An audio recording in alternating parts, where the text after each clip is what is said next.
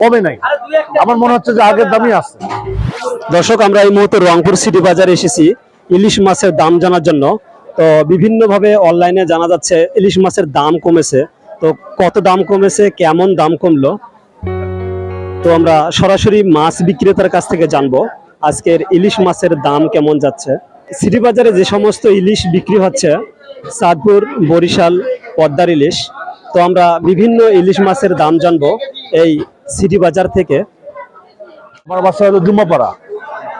ইলিশ মাছ কিনলাম কত, 1 কেজি 600 গ্রাম। হ্যাঁ জি, এই যে এইটা নিচ্ছে, এটা কত নিচ্ছে? এটা আমার কাছে নিয়েছে 1400 টাকা, না 1400 টাকা।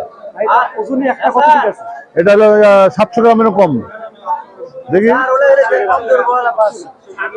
700 দাদা।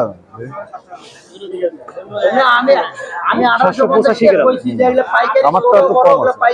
তো আপনার কাছে কেজি কত নিল? আমার কাছে কেজি 1400 টাকা নিল। সবচেয়ে বড় মাছ কোনটা?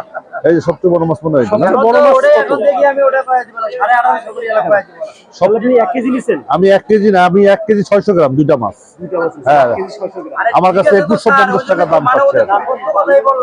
দাম আগের তুলনায় কম, খুব বেশি বাড়ে, মানে কমে নাই, আমার মনে হচ্ছে যে আগের দামই আছে। হ্যাঁ হ্যাঁ, মুখে মুখে শোনা যাচ্ছে, না বাস্তবে দাম কমেনি। একটু মাছের আমদানি কম, তো মাছ ধরা পড়তেছে কম, এই কারণে রেটটা বেশি। মাছ ধরা পড়লে তো দাম কমে যায়। মাছ মনে করে 700 গ্রাম থেকে 1.5 কেজি পর্যন্ত আছে। সর্বনিম্ন হচ্ছে আপনার 700 গ্রাম। এটা কত গ্রাম আছে? এগুলো আপনার 1 কেজি 300, 350। 1 কেজি 300, 350। এটার দাম কত যাচ্ছে? 2019 বেচতেছে।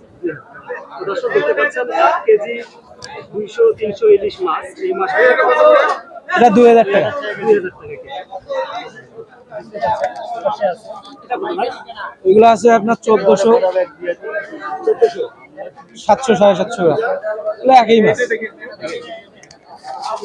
একটা না দুটা নেবে? নেন, এই বড়টা নেন। একটাই, হ্যাঁ ঘাড়ি মোটা, 1400 টাকা।